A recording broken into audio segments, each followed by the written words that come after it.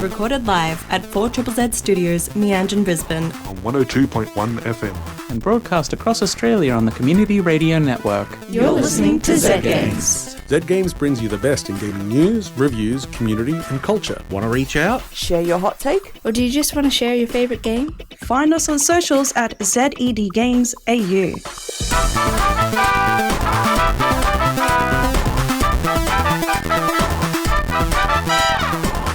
You're listening to Zed Games. My name's Hazel and I'm here in the studio with Caroline. And before we get started, there is something very important I need to tell you. Right now, this very moment that you're listening, over the road from 4ZZZ at Netherworld in Fortitude Valley, we are having our Indie Dev Night. Ooh, it's the third of the year, isn't it? The third of the... Is it? Yes. Whoa. I know because I have 3 posters. Wow. Well, that's a good point. We have a special poster for the event, which will be on sale at Netherworld. But what the event is a video game showcase, or just a game showcase. We've got some non-video games over there, actually. We've got a lineup of games from local indie developers. They've brought versions that you can play right now. We've got a few upcoming games that you can't even buy at the moment. We got Dungeon Pizza, which is about making pizza in a dungeon. Rat chunks. We got Lone Pine, which is... It's about a tree. Well, yeah, sure. It's spooky stuff and cameras and... There's cryptids, and you take photos of them. Yeah. We got On the Hearth, which I don't know too much about. That's a deductive potion-making game. I see. You have scraps of a journal, and you have to use the clues from that to figure out what ingredients make what potions, and then make them for people. We also got Aqueducts, which is about building like a... It's a house of cards, but with rules. Yeah, it's the Roman Empire, but ducks. Yes. In a board game. The Roman Republic, Oh, I should point out. Sorry, a Republic of Duck. Pre-Empire. We actually have a second Roman-themed board game there tonight, which is the Ides of March by the team behind Curses and Covens, which is called 1000 Rats. Amazing name. And we were over there earlier, and I do believe there was a Julius Caesar wandering around. There was. So keep an eye out. We've also got Oath for Glory, Deathbed, and Descend. That's all happening right now over at Netherworld in the Lost Souls karaoke area down the back. It is free entry. Just go in there, pick up a controller, play some games, chat to the developers, whatever you want. Buy a poster. Buy a drink. Buy a poster, buy a drink, and have a great night. So if you don't have any plans for tonight, get down there. It'll be going for a few more hours. Okay, moving along. Once again, you're listening to Zed Games. My name's Hazel, and I'm here with Caroline in the studio. And how are you? I've had my blood drained today. That was fun. The vampires got you. They did. But apart from that, I'm great. I'm gonna play some video games later today, so I'm excited about that. My favorite. I've been playing a lot of Warframe, but I've also been playing other things. I've been playing a lot of... the same driving game that you play. Okay. I don't need this from you. I don't really have a leg to stand on since I've been back playing Terraria. And yeah, there we go. Yep. Yeah. I am a creature of habit, and I want to get that up to 2,000 hours. But I have been playing Schrodinger's Cat Burglar. Meow meow. And I've been loving it. It's actually so good. I need to finish it. It's, amazing. Yeah. I love it. All right. I did buy the pack that lets you support the developers and gets you some extra hats. So I can have a little kitty cat with a crown. Yes, I did see that. I didn't get around to buying that version of it though. I think it's time for the week in gaming news.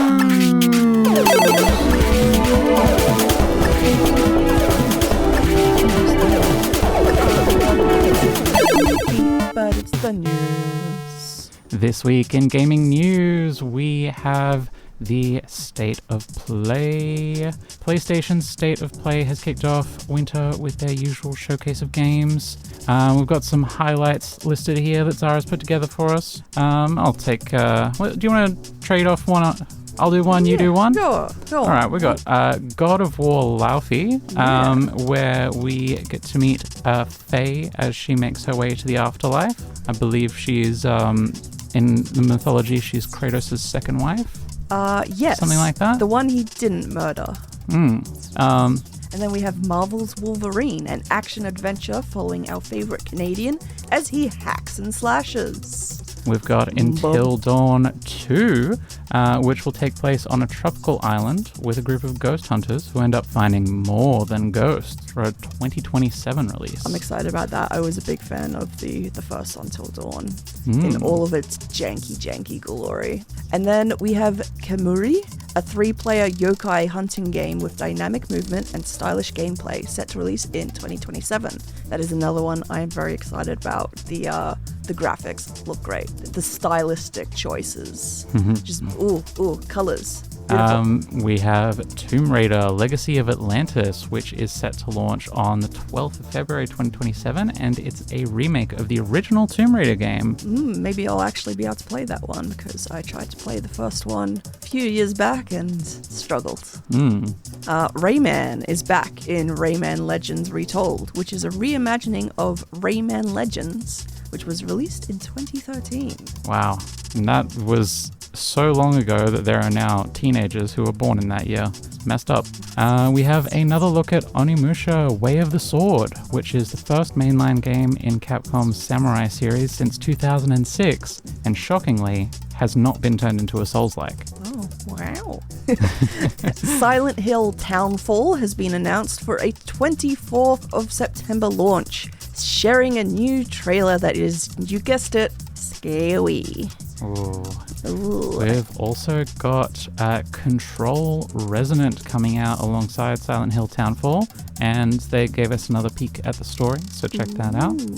RuneScape is heading to PlayStation in RuneScape Dragon Wilds, and it's a co-op survival crafting game. I will have to look into that later. The Lost Wild is for brave dinosaur fans. It's a horror game about dinosaurs, and Zara reckons it looks good. I also think it looks good. I watched the trailer. Just imagine you have dinosaurs hunting you down. It's like being in Jurassic Park. Anyway, the prequel to Dave the Diver, Bancho the Chef, has been announced with a stylish trailer about traveling across Asia to become a culinary legend. I would love to become a culinary legend. And I would also love to travel across Asia. Yeah. But you know what? It's time to protect our games. Yeah. And California agrees. The Stop Killing Games movement is gathering momentum outside of Europe as the California State Assembly passed the Protect Our Games Act, pushing forth Bill AB 1921. This bill would require publishers to give players a 60-day warning before terminating a game's online service, and require these games to allow the access to them at some level indefinitely, either through single-player mode or fan servers. This bill would only apply to purchased games. So now, it does I not think, protect PT. Well, yeah, but I think this makes perfect sense that if you paid money for a game, yes, they can't just turn it off. Yes.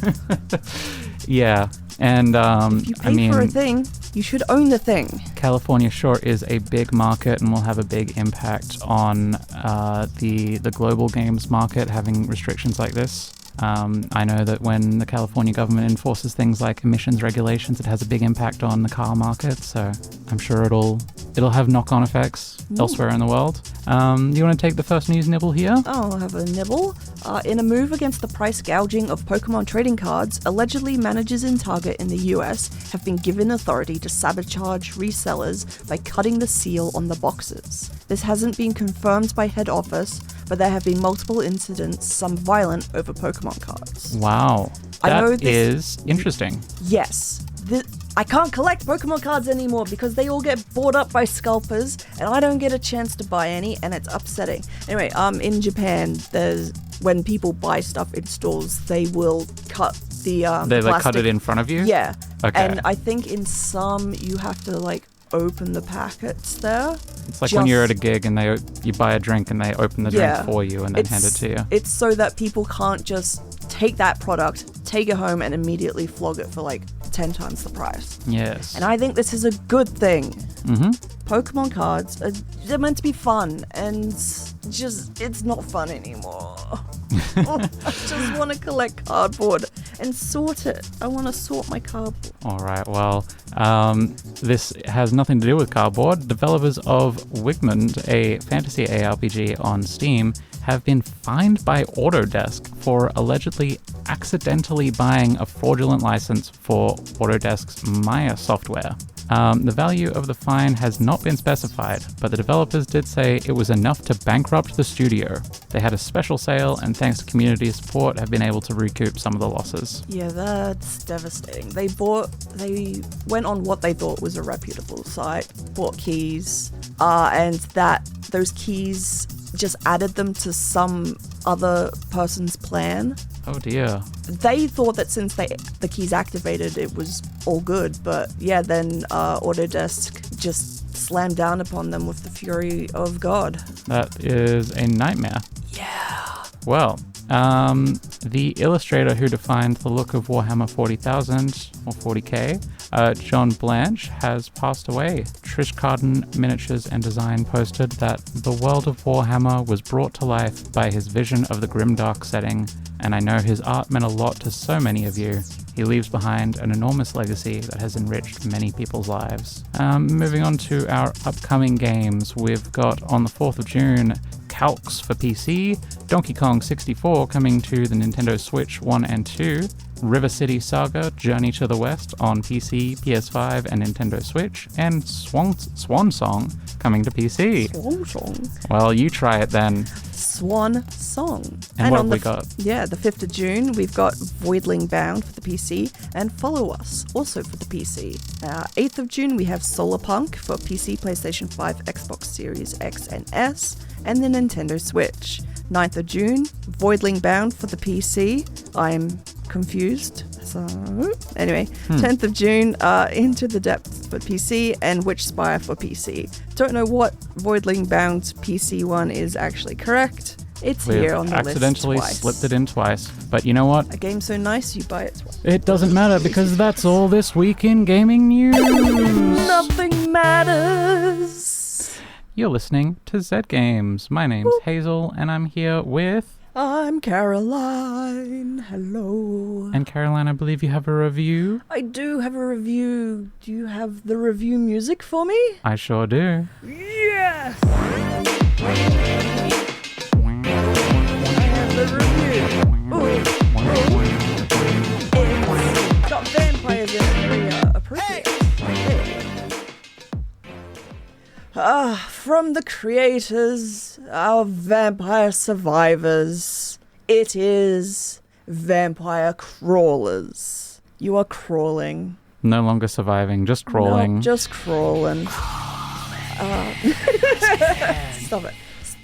Anyway, developed by Poncle again, and also Nosebleed Interactive, and it was released on the 22nd of April of this year. Now it is no longer a bullet hell. It has gotten a change of genre, and it is now a turn-based dungeon crawling deck builder. Wow. Wow. Yeah, you explore different levels and crawl the dungeons. You have mana that you use to play cards, play them in ascending order of cost to make combos, boosting the power of the cards the higher the combo is. You have armor, which negates a certain amount of damage during the enemy's attack. The crawlers, which are characters from the first game, from Survivors, trigger their abilities when a certain type of card is played. There's weapons, use that to attack the enemy. Buff cards, numbers go up on stats, attack damage, number of attacks per card, number of cards drawn per turn, etc.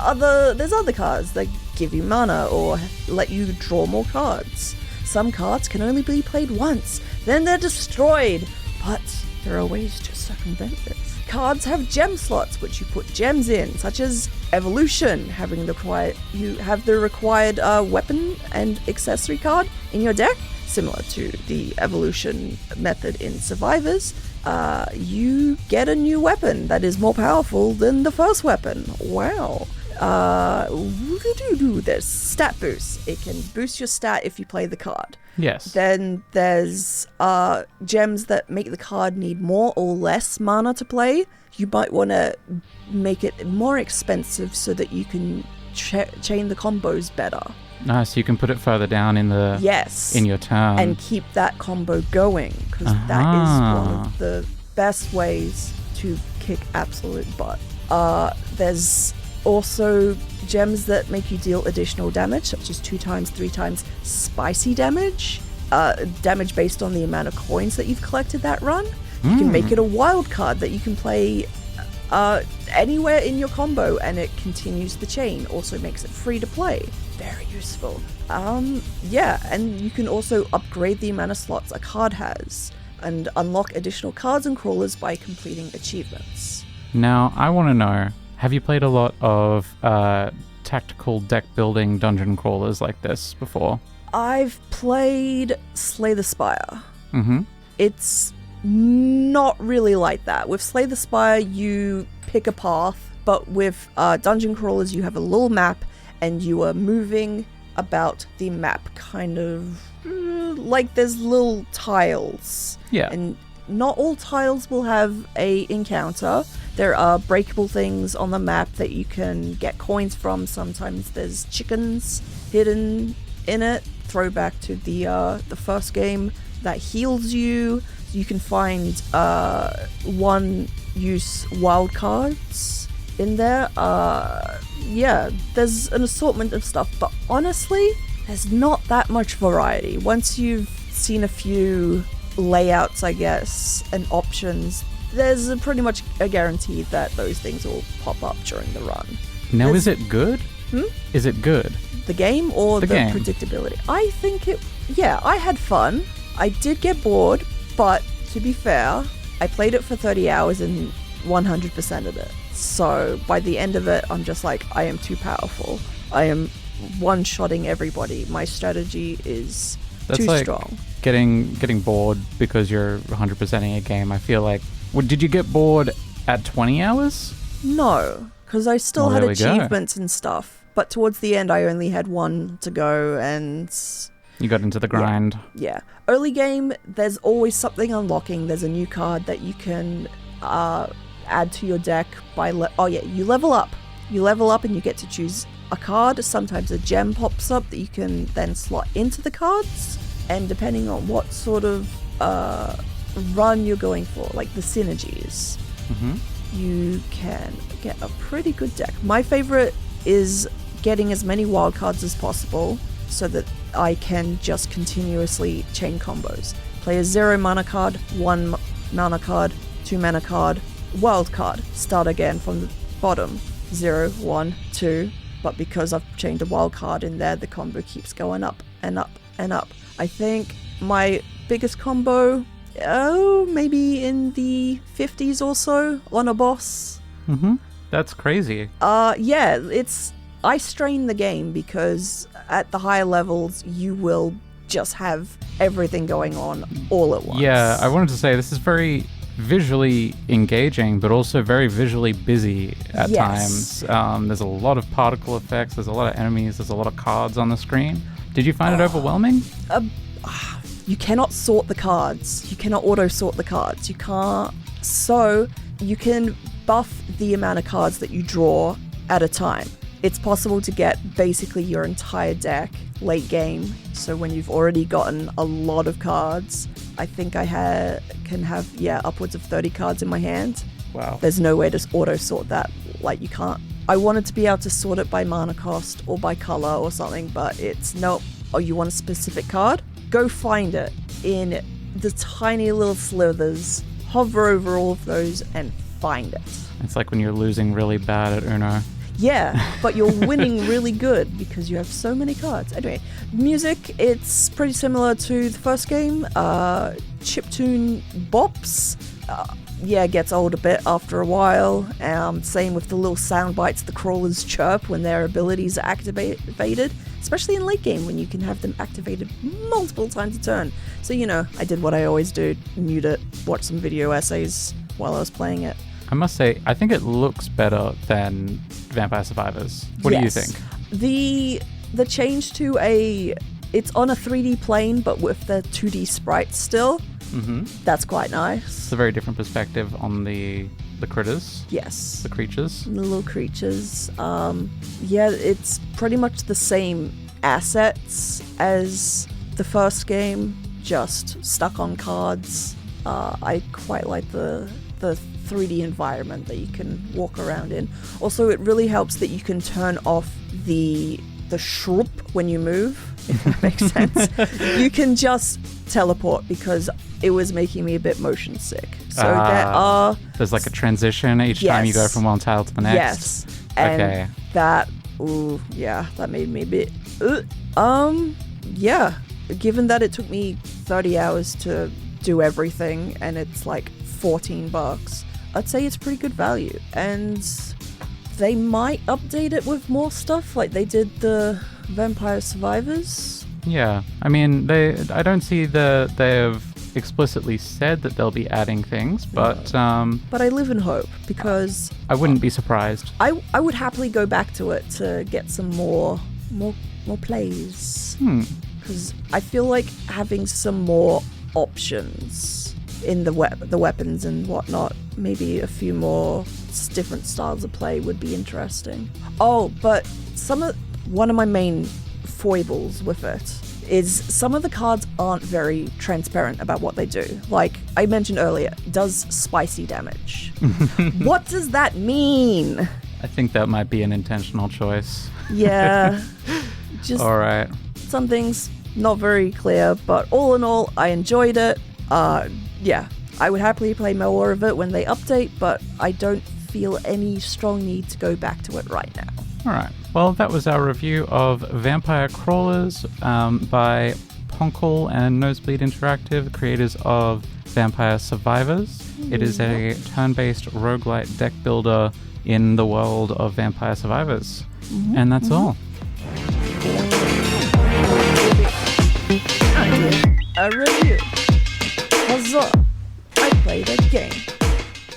You're listening to Zed Games. My name's Hazel, and I'm here in the studio with my friend Caroline. Wow. And it's coming up to the end of our time for this week. But before we go, we have something very important to mention again. Our Indie Dev Night is still on. It is tonight, happening right now at this very moment at Netherworld in Fortitude Valley. It is a free entry game showcase event where you can go and play a bunch of games. Some of them are released, some of them aren't. Some of them are video games, some of them are physical. We've got 2 physical games there. Aqueducts, a House of Cards sort of situation, and Ides of March, which is a board game about killing Julius Caesar. Backstab your friends. Yes, it's a social game for large groups. It looks very fun for parties. Ooh, I'd love to check it out. I would love to stab my friends at a party. Yeah. We've also got Oath for Glory, Deathbed, Descend, Dungeon Pizza, Lone Pine, and On the Hearth. And we've got a very special one-off poster made for us by Alana Mation, the artist behind Zolana Girl Galactic, which you can buy while you're there. It's only available tonight at the location. And I love it. I like it very much. I have one right here. Yes. Collector's piece. That's it for us this time. We have no more games to talk about. We're all out of games. Yeah. We're all gamed out. But we will be back next week. Same time, same place. We will refill same on frequency. Games during the next week. Yeah, we'll have more games next week. Don't worry. And come back to yap at you about them all over again. There's always more. Always. We love you so much. Thank you so much for listening. Thank you for listening. Good night. This has been Zed Games on 4ZZZ. Okay. Thanks for listening to Zed Games. If you'd like to listen to more, you can find us on the Community Radio Plus app Or find us on socials at ZED Games AU. See you next time.